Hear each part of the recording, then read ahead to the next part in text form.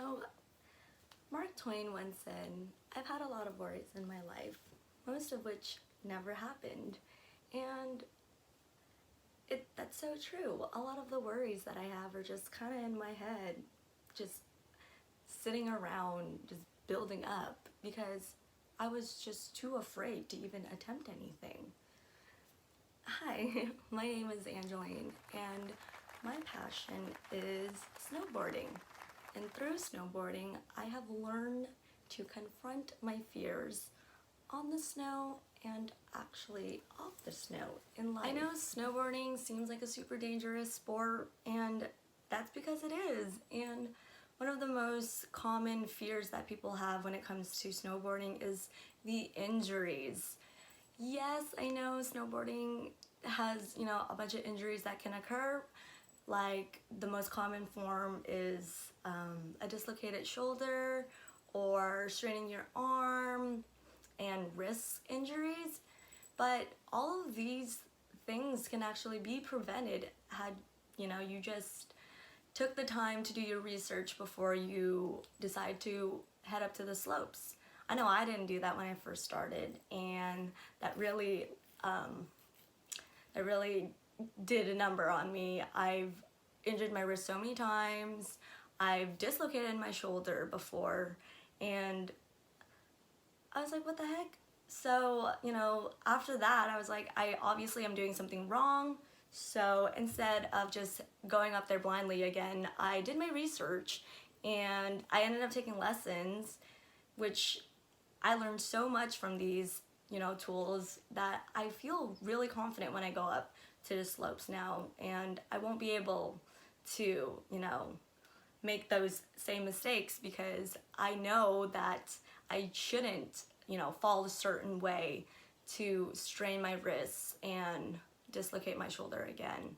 So doing your research or, really educating yourself before you decide to do something can help you get over your fear, because you know more about it, you know what to do and what not to do, and that should give you, some comfort and reassurance to move on and, overcome these. Another fear that people have when it comes to snowboarding is how fast you're traveling.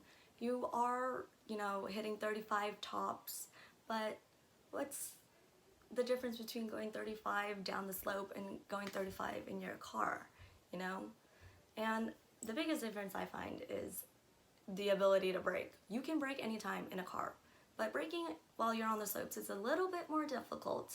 So, if you just learn how to control your brake, be able to perfect that, going down the slope is so much rewarding. And in fact, I would personally go 35 down the slope than go 35 in a car. That's just my opinion. 35 down the mountains, you're out in nature. You can move wherever you want. But that will only happen if you learn how to brake properly and learn how to move your board properly. It's so much reward when it comes to snowboarding, and you won't be able to really fully experience it if you're too scared to even attempt to go out on the slopes. And so everyone has fears in their life, but whether you overcome them or not is entirely up to you. But take it from me, from a person who has been so afraid to do so many things in life. I'm now 21, and I have learned that overcoming my fears is actually a positive thing. I can now, do things that I've always wanted to do because I have this confidence now. Like recently I started my own blog, and I've always wanted to, but I was just too scared to even try because who would read it? But I was like, whatever, we're in quarantine, let's get it over with, let's try it. And I actually really enjoy it. And I'm really glad that I overcame that fear of, embarrassment or whatever it was. And I hope that some of you guys will be able to overcome your fears in the future from now on.